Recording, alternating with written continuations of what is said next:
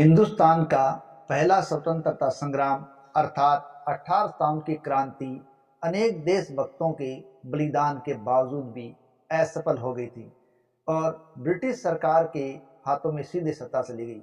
अर्थात east India company का शासन समाप्त हुआ और हिंदुस्तान की सत्ता सीधे ब्रिटिश साम्राज्य ने अपने हाथों में ले ली। लेकिन ये सत्ता जरूर स्थानांतरित हुई, लेकिन हिंदुस्तान की जो नीति थी उसके अंदर किसी प्रकार का परिवर्तन नहीं आया। भारतीय जनता के अंदर जो असंतोष था, उस असंतोष को दूर करने का प्रयास किसी भी तरह से ब्रिटिश सम्राट के द्वारा भी नहीं किया गया और ये असंतोष उभरता ही चला गया। और इस असंतोष को उभरते हुए भी जब लॉर्ड मेयो की हत्या हो गई तब भी ब्रिटिश सरकार के कुछ समझ में नहीं आया। उन्होंने कोई विशेष प्रयास नहीं किए। साथ ही साथ उनकी हत्या से पहले तक जो अकाल पड़े थे उसमें भी ब्रिटिश सरकार के द्वारा कोई विशेष प्रयास नहीं किए गए। और इसके उपरांत ऐसे गवर्नर का आगमन हुआ जिसने उस असंतोष को दूर करने की बजाय उस असंतोष को और ज्यादा उभारने का काम कर दिया। और ये उभरता हुआ असंतोष इस प्रकार झलका कि ब्रिटिश सरकार की नीतियां थी वो सीधे जनता के समझ में आने लगी थी। और ये जो गवर्नर जनरल आया था, उस गवर्नर जनरल के नियम कानून कायदे पॉलिसीज इस प्रकार की थी कि ब्रिटिश भारत के इस क्रियाकलापों का भारतीयों को साफ साफ पता चलने लग गया था कि हिंदुस्तान के संबंध में इनकी नीतियां क्या है। और उन्होंने इनके खिलाफ एक मानस तैयार करना शुरू कर दिया था। भारतीयों का ये असंतोष है वो 1870 से 1880 के दशक के बीच काफी ज्यादा ही गहरा होता चला गया था। और इसी का रिजल्ट था कि बाद में दिसंबर 1885 ईस्वी में देश में भारतीय राष्ट्रीय कांग्रेस की स्थापना का मार्ग भी प्रशस्त हुआ था। और ऐसा गवर्नर जिसने भारतीयों के प्रति एक बहुत ही अप्रिय नीति अपनाई, उसने आकर इस असंतोष को तो और भी ज्यादा गहरा करने का काम कर दिया था। कुख्यात जनरल वायसराय के बारे में पहले जानते हैं, उसने किस प्रकार के कार्य की, किस प्रकार की नीतियां लागू की कि वो हिंदुस्तानियों के लिए एक जहर के समान सामने आया था और सबसे कुख्यात वायसराय कहलाया था। और वो वायसराय था लॉर्ड लिटन। भारतीय इतिहास के अंदर यदि सबसे अधिक कुख्यात, सबसे अधिक अप्रिय वायसराय का नाम लिया जाए तो वो नाम आता है लॉर्ड लिटन। तो आज famous stories of the world की साम्राज्यों की कहानी में पहले जानते हैं वो कार्य जिनके कारण लॉर्ड लिटन है वो भारत के अंदर सबसे ज्यादा अलोकप्रिय हो गया था और जिसे कुख्यात का दर्जा भारतीय जनता के द्वारा दिया गया था। और कमोबेश इसकी परिणति बाद में कांग्रेस की स्थापना के रूप में देखने को मिलती थी। तो इस प्रकार की नीतियां क्या थी जो लिटन ने अपनाई थी और जिसने ज्यादा रोष उत्पन्न कर दिया था। देखिए, लॉर्ड लिटन ने आते ही भारत के अंदर मुक्त व्यापार की नीति शुरू कर दी थी, जिससे भारत ब्रिटिश माल की मंडी बन गया था। और आने वाले वायसराय के अंदर सबसे ज्यादा साम्राज्यवादी सोच का व्यक्ति था तो वो था लॉर्ड लिटन। सबसे अधिक प्रक्रियावादी माना गया है। उसने उभरती हुई भारतीय राष्ट्रवाद की भावना का दमन करने के लिए ऐसे ऐसे नीति और ऐसे ऐसे कानून लगाए जिसके ऊपर उसने ब्रिटिश सत्ता को मजबूत करने का प्रयास किया। यहाँ की जनता पर उसने अन्याय किया, अत्याचार किया।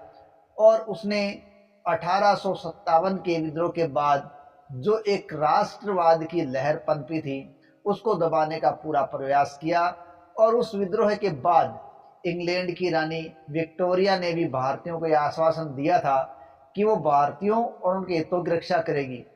लेकिन ब्रिटिश शासन ने रानी विक्टोरिया के दिए गए इस आश्वासन का कोई मोल नहीं समझा और ये केवल एक दिखावे का रूप बनकर रह गया था। 1876 से 1880 तक भारतीय गवर्नर या वायसराय बनकर आया था लॉर्ड लिटन और उसके अन्याय और उसके अत्याचार उच्च पराकाष्ठा पर थे। बात 1876 से 77-78 के मध्य की अगर देखें तो भारत में, विशेषकर दक्षिणी भारत में भयंकर सूखा पड़ा हुआ था और भारतीय जनता अत्यधिक पीड़ा में थी, लेकिन वायसराय लिट्टन ने इस सूखे की समस्या से निपटने के लिए कोई कठोर कदम नहीं उठाए।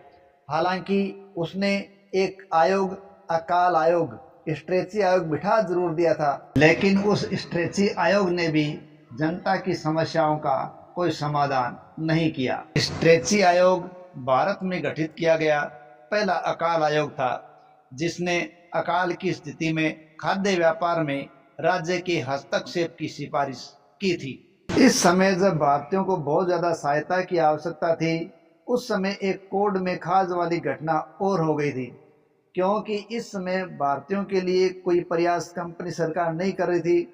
ऊपर से लॉर्ड लिट्टन ने दिल्ली के अंदर एक भव्य दरबार का आयोजन करवाया था, और इस भव्य दरबार के अंदर उसने करोड़ों रुपए खर्च कर दिए, और उसका बोझ भी उसने भारतीय जनता पर डाल दिया। इससे भारतीय जनता में और भी अधिक रोष व्याप्त हो गया था। लॉर्ड लिट्टन ने 1870 के इस दिल्ली दरबार में महारानी विक्टोरिया को भारत की साम्राज्ञी घोषित किया था।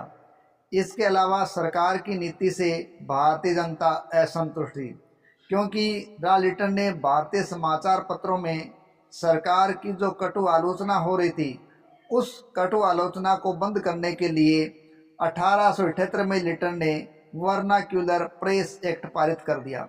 वर्नाक्यूलर प्रेस एक्ट है वो भारतीय देसी भाषाओं के मुंह को बंद करने वाला एक समाचार पत्र प्रतिबंध था, या यूं के समाचार पत्रों को बंद करने वाला एक एक्ट था। इससे भारतीय समाचार पत्रों की स्वतंत्रता छिन गई थी। और इस समय कुछ ऐसा हुआ कि कलकत्ता की अमृत बाजार पत्रिका ने रातों रात अपना जो छपाव है वो बंगाली भाषा से अंग्रेजी भाषा में कर दिया, लेकिन कुछ अखबारों को बंद होना भी पड़ा था। ये भी भारतीयों के लिए एक रोष की बात थी। गवर्नर जनरल लॉर्ड लिट्टन की ये सोच थी कि कोई भी व्यक्ति या कोई भी संस्था जो ब्रिटिश सरकार के खिलाफ बोलती है या उसको कुछ विरोध करती है, उस विरोध से और उस बोलने से उनको चुप कराना उसका मूल उद्देश्य बन गया था। और उसने एक के बाद एक ऐसे एक्ट लाने शुरू कर दिए थे। उसने 1878 के अंदर ही एक और एक्ट पारित कर दिया, शस्त्र एक्ट अर्थात आर्म एक्ट। उस एक्ट के आधार पर भारतीय लोगों को शस्त्र रखने और बेचने से रोक दिया गया। इसके लिए उनके पास अनुमति पत्र होना जरूरी था, लेकिन इस एक्ट में भेदभाव था या रंग भेद था। वो ये था कि ये एक्ट अंग्रेजों और एंग्लो इंडियन पर लागू नहीं होता था और केवल भारतीयों पर ही लागू होता था।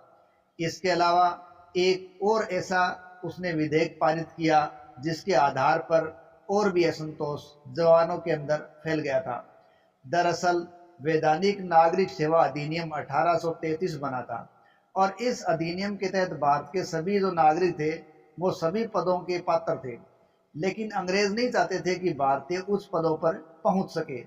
इसलिए उन्होंने उन परीक्षा के लिए लंदन को निर्धारित कर दिया था और पात्रता के लिए अधिकतम आयु 21 कर दी थी। लेकिन लॉर्ड लिट्टन ने इसको और भी घटाकर 21 वर्ष से 19 वर्ष कर दिया, जिस कारण भारत में बहुत ज़्यादा असंतोष फैल गया था। ये भी लिट्टन को एक कुख्यात साबित करने वाला फैसला था। और तो और लिट्टन ने अफगान युद्ध है उसमें भी भारत को धकेल दिया, जिसके कारण भारत को काफ़ी ज़्यादा धन की हानि हो गई थी। देखिए, सन 1878 का जो द्वितीय अफगान युद्ध था वो लॉर्ड लिट्टन की नीति का ही कारण था। युद्ध के परिणाम स्वरूप अफगानिस्तान तो छिन्न भिन्न हो गया और लिट्टन की अफगान नीति की हर तरफ आलोचना की जाने लगी, और उसका मुख्य आलोचक तो ग्लैडस्टोन था, जो कि बाद में ब्रिटेन का प्रधानमंत्री बना, और उसी के कारण लिट्टन को अपना पद भी छोड़ना पड़ा था। यानी उसे अपनी करनी का फल बहुत बाद में मिला। वित्तीय सुधारों के संदर्भ में देखें तो वित्तीय विकेंद्रीकरण के संदर्भ में भी लॉर्ड लिट्टन के द्वारा कुछ महत्वपूर्ण कार्य किए गए। उसने लॉर्ड मेयो द्वारा प्रारंभ की गई वित्तीय विकेंद्रीकरण की नीति को आगे बढ़ाने का कार्य किया था। इस प्रकार लॉर्ड लिट्टन ने एक के बाद एक ऐसे कार्य किए जिनके कारण भारतीय जनता में उसके प्रति या उसके खिलाफ असंतोष उभर रहा था। इस प्रकार लॉर्ड लिट्टन के सभी कार्य, चाहे वो सशस्त्र अधिनियम हो, चाहे वो वर्नाक्यूलर प्रेस एक्ट हो, चाहे वो अकाल केस में दिल्ली दरबार का आयोजन करना हो, या वैधानिक नागरिकता अधिनियम के साथ छेड़छाड़ करना हो, चाहे आईसीएस परीक्षा के अंदर आयु कम करनी हो, और चाहे वो अफगान के साथ संघर्ष करना हो, सभी एक से एक ऐसे प्रतिक्रियावादी नीतियां थी जिसने भारतीयों के प्रति असंतोष को उभारा ही था। इसीलिए भारतीयों के अंदर यह सबसे ज्यादा कुख्यात या अप्रिय वायसराय के रूप में दर्ज हुआ है। 1870 से 80 के दशक के दौरान जो पढ़े लिखे भारतीय थे वो देश के अंदर अखिल भारतीय संगठन की जरूरत महसूस कर रहे थे, लेकिन जब लिट्टन के ये प्रतिक्रियावादी निर्णय आए तो उस काम को उन्होंने और बल प्रदान कर दिया। और आगे जब अगले वायसराय आए रिपन, उसके दौरान जो एक अच्छा कार्य हुआ था इल्बर्ट बिल, उस विवाद ने तो और गहरा प्रभाव डाला और संगठन है उसके निर्माण में तेजी आ गई थी और उसकी परिणति भारतीय राष्ट्रीय कांग्रेस के रूप में देखने को मिली थी। तो आज की कड़ी में इतना ही। अगली कड़ी में देखेंगे भारतीयों के लिए सबसे प्रिय वायसराय के रूप में दर्ज हुए लॉर्ड रिपन के कार्यों के बारे में, और साथ ही साथ अगली प्रस्तुति जो कांग्रेस की स्थापना के रूप में देखने को मिली थी उसके बारे में जानकारी प्राप्त करेंगे। तब तक के लिए जय हिंद, जय भारत।